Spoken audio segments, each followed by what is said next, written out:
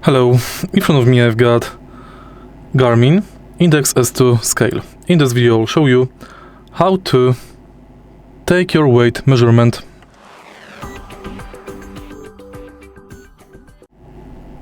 In the beginning, take off your shoes and socks.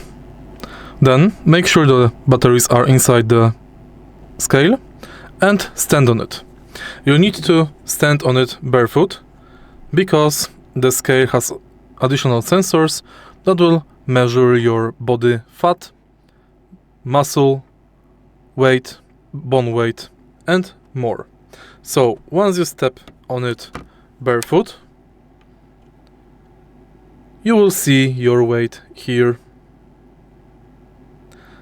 Wait, because the scale is also scanning, and then you can find your measurements in the GARMIN app.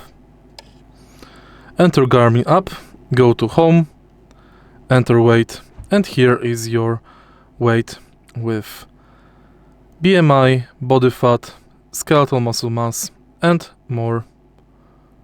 If you find this video helpful, please leave like, comment and subscribe.